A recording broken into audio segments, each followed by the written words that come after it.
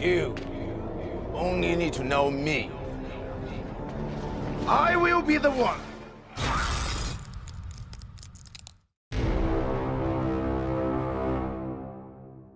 Out of all the outlandish devil fruit abilities out there, what if I were to tell you that Luffy, Trafalgar Law, and just maybe even Eustace Kid have eaten ultimate devil fruits, and a spotlight was placed on their unique powers ever since Sabaody?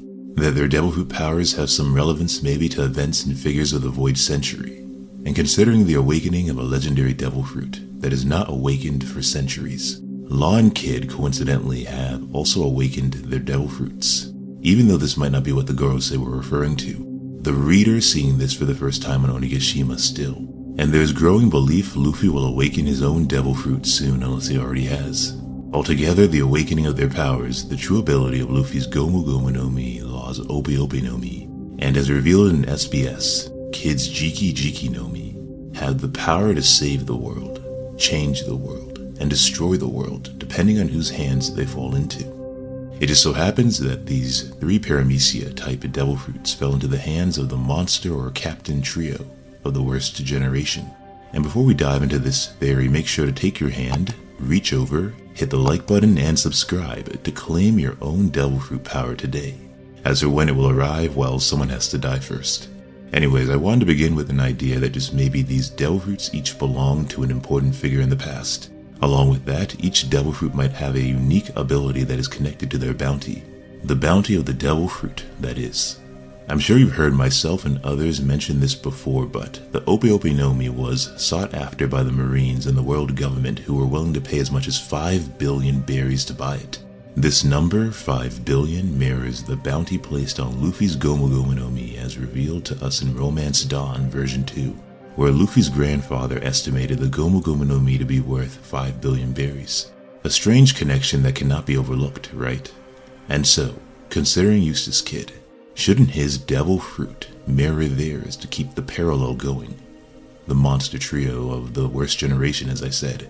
Do you guys think Kid's devil fruit is also worth 5 billion berries because, truth be told, it's possible devil fruit prices do vary just like the bounties on pirates and other wanted criminals vary. However, some people like emperors and first commanders are more wanted than others, and I wouldn't be surprised if the same holds true for devil fruits. But what matters is the reasoning.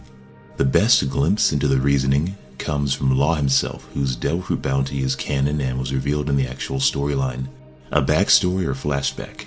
And also the words of Doflamingo, who described Law's power as being able to fulfill mankind's oldest dream, thus earning the title of the ultimate devil fruit for a reason. And so, what if there are other ultimate devil fruit abilities out there? Specifically, ultimate devil fruit abilities amongst the monster trio of the worst generation that can fulfill different dreams. Let's break down each devil fruit and go from there. In terms of changing the world, the Obi Obi no Mi has the power to literally transform the world in a surgical fashion, even permanently so, given what it can do to objects and people, changing souls or personalities, switching people's bodies, attaching different body parts to others to create artificial centaurs or hybrids of animal and man, to create brand new species, you could say. It is no wonder that the person that eats the Obi Obi no Mi is known as a free modification human. Now, we learn that the Obi Obi no Mi once belonged to a doctor, who became a legend after eating it. The Obi Obi no Mi allowed him to perform miraculous operations that cured all kinds of diseases. The Obi Obi no Mi is both legendary and coveted for allowing the user to perform otherworldly surgeries, cure untreatable diseases, and even circumvent physical disabilities. Doflamingo told us that the power of the Obi Obi no Mi is so valuable not only because of the personality switching surgery, which might have some importance down the road, but also because of its greatest ability, that can only be unlocked in the hands of a skilled enough user. The ability to grant mankind's longest and oldest dream, eternal life. For this very reason, many call the Obi Obi no Mi the ultimate devil fruit because of its power to bestow immortality at the cost of the user's own life. Looking at Law's abilities in the present moment, it's difficult to say whether his awakening is required to use this power, the power of the immortality operation, but it's possible. What Law's awakening seems to do is give his devil fruit power to objects, maybe even others. We see Law use anesthesia and coat his sword with his room or kroom ability, His sword then becomes a room in and of itself, and so whereas Law would have to worry about people escaping his room, or needing to make contact with them while within his room for his powers to work, or maybe even his powers having no effect because, as he said himself, some abilities don't work if their haki or will is too strong. When Law stabs you with his awakening combined with his sword, you are permanently stuck within his room, or rather his room is placed within you. From there, Law can use all his abilities on you, although we've only seen a few up until now. One thing I've been meaning to mention is how the Ope no Mi can manipulate the orientation, movements, and physical configuration of anything and anyone, themselves included. I wonder just how far Oda can go with this, how broken Law's powers actually are. We have seen Law, with his awakening, reconfigure the size of his sword as if it were Goku's power pole, as if it had eaten the Gomu no Mi and become rubber. In a way, Law is kind of reconfiguring the metal, or reconfiguring the metal of his sword at an atomic level. That is what's causing it to stretch. Law's sword becoming his room, therein stretching like his room is able to do in size, maybe with the same risk attached to his lifespan. But what else can Law manipulate or stretch with his abilities if he can use his room on them? In terms of Law using his powers on himself, we have rarely seen this. I don't recall Law changing his soul with the body of someone else, swapping his personality for another's. Maybe he'll do this at some point. Law has even shown that he's able to operate on himself, removing the bullets that Doflamingo has shot into his body. Now, there was one moment in which, during Punk Hazard, Law had removed his own heart. But again, he's never switched himself into another person's body, up until this point in the story. So I wouldn't be surprised if the Surgeon of Death has some crazy operations he could perform on himself in the future. I like to think of Hunter x Hunter and how Neferpito had a Nen ability called Dr. Blith, where Neferpito successfully performed a surgery just by imagining how to bring her opponent back to life in order to fight with him again. Hopefully that doesn't spoil anyone. But Neferpito relied on puppeteering more so than actual medicine. This ability was able to not only manipulate the bodies of others, but also Neferpito's own body, enhancing physical attributes and reaction speed. I wouldn't be surprised if Law could perform operations on his own body to do the same, given Law is a character who learned many lessons from Doflamingo, a string puppeteer like Neferpito. In his youth, Law learned marksmanship from Gladius, martial arts from Lao Ji, and swordsmanship from Diamante. All this has impacted his fighting style, and as many question when did Law actually learn Awakening, since it is implied he did so prior to using it against Big Mom and Onigashima. I like to think that Law learned it from Doflamingo, Awakening that is, just as he had learned everything else from the Don Quixote pirates. That during Dressrosa and Doflamingo's fight with Luffy, Law had observed Doflamingo using Awakening, and this inspired him to improve thereafter. Doflamingo also uses puppetry on his own body to fly, as we have seen in the past, as well as in combat to attack. Maybe Law will unlock a self-surgery combat mode down the road, manipulating his own body as he fights. Maybe this is another reason why the Ope no Mi is so powerful. Now, in terms of switching souls or personalities, expect Oda to reveal this has been done before, perhaps permanently on a major character in the future, maybe even from the distant past. In terms of the immortality surgery, the only way they can possibly know of this fruit's devil fruit power and the risk of doing so is if it had been done before. And so similarly, expect a reveal down the road as to who this operation was used on in the past, because that character is either very important or alive today. But there's also the idea that Law will one day give his life up, sacrifice himself. Law tells us he's aware of the ultimate ability of his devil fruit power, one that might require his devil fruit to awaken to that level. But he has no interest in using it, at least for now. Personally, it's hard to imagine a future in which Luffy, Law, Kid, and Blackbeard all reach Laugh Tale at the same time. The final island for me seems reserved for only 2 people. So something has to happen to Law and Kid, which is what continues to make the future of One Piece so interesting, especially if one of them dies. Law also having the will of D, and D's being prone to dying with a smile. And I've always said this, that I think most of the D's in the story we have to see, or we have to verify whether or not they are a D, based on their death, or some other attribute. Now, just as Law's devil fruit was once owned by a legendary doctor, I'm sure you're aware of the theories that Luffy's devil fruit once belonged to the sun god Nika or Joy Boy. We might get this reveal in the near future too. Why the world government was after it, maybe an ulterior motive for Shanks' crew stealing it, and why it has a bounty equivalent to Law's. Now, the Gomu no Mi has many possible powers that might cause it to be feared by the world government if awakened. One of the more outlandish ones is assuming a fictional application of rubber erasers which is properly written into the story. I would love to see this because it'd be absolutely broken otherwise. Then there is the power of gigantification, that maybe whoever had this fruit in the past could turn into a giant. Going back to chapters 504 and 505, the first time we saw Luffy, Law, and Kid fight by side on Sabaody. Their devil fruit powers are put under a microscope. We see Luffy inflate himself into a rubber balloon, Kid's magnetism, and Law's Ope Ope no Mi at work. After this, Oda uses one of the Marines to emphasize their strange devil fruit abilities. But what is key to the gigantification theory, whether Luffy ever does it himself or not, overlooking the non-canon anime filler of Luffy becoming a giant with the outside help of another's power. In chapter 505, we see Luffy inflate his arm and claim he has the arm of the giants, just as he had told Rob Lucci in chapter 421, the arm of a giant. Clearly giants have served as a source of inspiration for Luffy's abilities in Gear 3rd, just like animals do for his transformations in Gear 4th. And I've always wondered why Luffy never inflated his entire body at the same time. Shouldn't he be able to do that? Now Kid, not to be outdone, makes a giant arm too, but that's not the point, I guess. That's just pitting Luffy and Kid directly against one another as usual. But I like to think there's more to his powers as well, and we'll touch on that shortly. But I do like how, while displaying their powers side by side, Luffy comments on the strange abilities of Law and Kid. Despite Luffy having seen many strange devil fruit abilities over the course of the story, with Kid then telling Luffy that his Gomu Gomu no Mi power was the strangest. And he might be right about that given all that Luffy can and could possibly do. Some even think Luffy's devil fruit awakening can counter Blackbeard's Guru Guru no Mi, as you've heard me say in the past, rubber absorbing the vibrations of earthquakes, the Guru Guru no Mi having the power to destroy the world.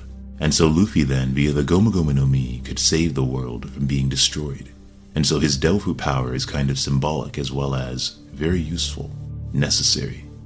Now Eustace Kid, who could possibly have had Kid's devil fruit in the past, maybe a legendary figure as well, maybe an extraordinary engineer. The Jiki Jiki no Mi allows the user to both create and control magnetic forces along with things affected by magnetism such as metal, as we saw from Eustace Kid's assigning magnetic forces to Big Mom, which she struggled to resist. Kid's magnetism in general, can be extremely strong and very difficult if not impossible to resist. Kid doing this to Big Mom with his awakening, which allows him to magnetize and control other objects outside of metal, including living organisms and the surrounding environment. This can have devastating results and is one of the reasons some people are holding out a slim measure of hope that Eustace Kid will display in the future a fraction of Magneto's power from the X-Men series. He doesn't have to be EOS Magneto, or assume Magneto's ultimate abilities. Instead, one of the earlier displays of Magneto's abilities would be more than enough. Even in my opinion, putting Kid in the category of Whitebeard, who had a power that could destroy the world as we mentioned earlier. Magnetism, vibrations, etc., all being incredibly powerful. There's also the theory that was brought up by Joy Boy Theories and I think others that Kid's power was once used to affect the magnetic fields of the islands across the Grand Line. What if Kid's fruit is also important to the world government because it is the reason the final island of Laugh Tale cannot be found? Or maybe it can be used to reach Laugh Tale without the road poneglyphs if one were close enough to the final island. Then again, we come away with the impression that Kid went to Whole Cake Island to retrieve a road poneglyph, so if that's true, it would seem like he needs the road poneglyphs like everybody else. It's interesting how Oda then uses Law to literally and figuratively silence Big Mom, his new technique called R-Room Silent, which is inspired by Corazon's Nagi Nagi no Mi power, a Paramecia class devil fruit that allows the user to create a soundproof field to cancel all noises, making the user a soundless human. In a way, Law's ability to copy Corazon's powers reminds me of Luffy and his Red Hawk attack. It still remains to be seen what Red Hawk exactly is. We have some ideas when it comes to friction or whether or not it's actually a product of his devil fruit itself. Maybe Luffy using his devil fruit using friction combined with his rubber to create flames, and so Luffy using his devil fruit just like Law to mimic someone important to him. But anyways, Corazon happens to mean heart in Spanish, and Law's devil fruit is shaped like a heart. And in a way, it's as if Law has inherited the heart of Corazon, just like Luffy has inherited the flame of Ace. R-Room being a power that is similar to Corazon's by eating the heart-shaped Ope Ope no Mi, even though the abilities of the Ope Ope no Mi are on a whole other level. There appears to be for awakenings then, different stages or levels. Or we might see one power of awakening here and now in Wano. The awakenings of Law and Kid and maybe Luffy have the potential to further grow and expand, and ironically, I was working on a video about this that is dropping Sunday or Monday, so subscribe to stay notified when that video drops. But in terms of new awakening abilities and future power-ups, for those with awakenings, awakening being an expansion of your devil fruit power, Law shows that just maybe he can tap into various awakened abilities for the Ope Ope no Mi based on the alphabetic naming of his powers. We saw K-Room, in which he infused his sword with his devil fruit power, making his sword a room in and of itself, or altering its composition, causing it to stretch. And now we see R-Room, the English alphabet consisting of 26 letters, I think, and so Law might have 24 other awakened, or if not an awakening, unique or new alphabetic abilities, which reminds me of all those cooking recipes we haven't yet seen from Sanji. But if there are other levels to awakening or new abilities to be revealed down the road, beyond looking at every character that has awakened in the story like Katakuri and Doflamingo, let's continue with the leading faces of the supernova. Luffy might have a giant form.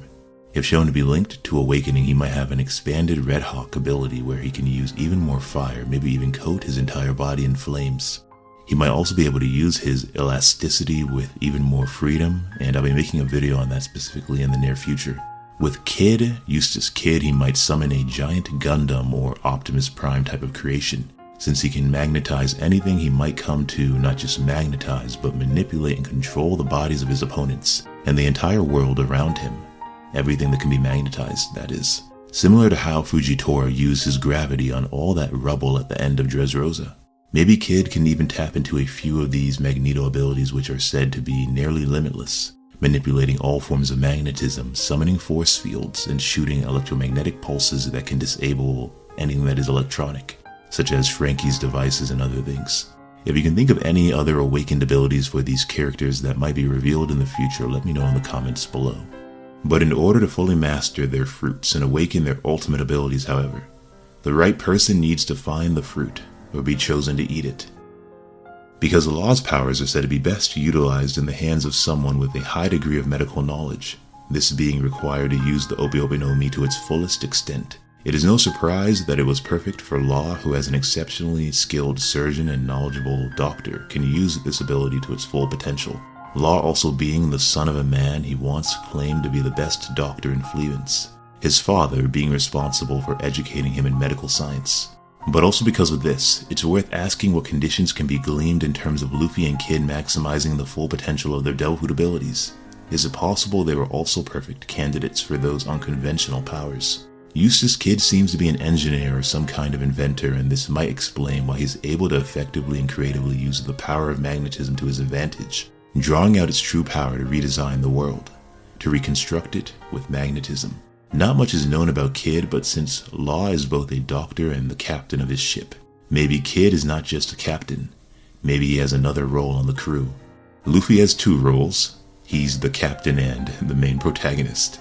Maybe we can even glean some more information from the Straw Hat composition, the Straw Hat crew that is, about Kid from Frankie, just like we can lump Law in with Chopper, both being doctors. Frankie is a master craftsman, being a first-rate shipwright, and an exceptional carpenter as well as inventor or engineer. Just about everything he can do maybe Kid can do in his own unique way. Except just as Chopper should be a better doctor than Law by the end of the story, the best doctor that can cure anything without relying on a devil fruit, Frankie will be the best inventor or shipwright maybe. A better engineer than Eustace Kid without relying on Kid's devil fruit powers. Although will Frankie surpass Vegapunk? Not sure, that remains to be seen. But in the most recent chapter, Kid creates a large electromagnetic cannon, and we know from past examples Kid can create other things, like the box he made on the rooftop to trap Zeus. From giant bulls to Gundam-like structures, there is no limit to the various mechanical creations he's made. Maybe Kid can even summon full-sized Gundams to mirror whatever giant form Luffy might be capable of. Punk Rodden looking like Gear 4 Luffy. Gear 5 Luffy and any other abilities might then find some resemblance in Kid, given their comparisons. As for why Luffy is perfect for his devil fruit, it's important to acknowledge the possibility that there's nothing special about Luffy's devil fruit at all. Oda explained in SBS that he gave Luffy rubber devil fruit powers at first because the conceptualization of stretching abilities was specifically to allow for a silly fighting style that could make battles amusing as well as dramatic. If Luffy's fruit isn't that special, or maybe it's so basic, it requires a specific individual with a unique vision and sense of combat to bring out its true potential. And in this way, Luffy was destined for it, I guess.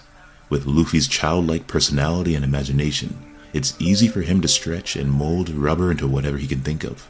He doesn't need to be a smart doctor or engineer. Rubber also reflecting his guts, not giving up or in easily. A strong will, which curiously Luffy uses to further his rubber abilities, especially with Gear 4. Willpower being Haki, and more so than Law and even Kid, who is also a conqueror. It is clear Luffy has the strongest Haki, the strongest will or spirit. This imagination, though, tying into Luffy being the most representative of one who pursues their dreams at any cost. Luffy's dream being so wild and imaginative, only those then, with exceptional belief, can unlock the Gomu Gomu no Mi's true power. Overall, these devil fruits match the nature of their owners, Luffy, Law, and Kid, the strongest of this new generation, and only these individuals maybe, with the exception of a few others, could master these powers and eventually awaken their devil fruit's true potential, an ultimate power that the world fears. But as usual, we will have to wait and see. Don't forget to like the video, comment with your thoughts below, share this with your friends, and subscribe. As always, there's more to come. Until next time.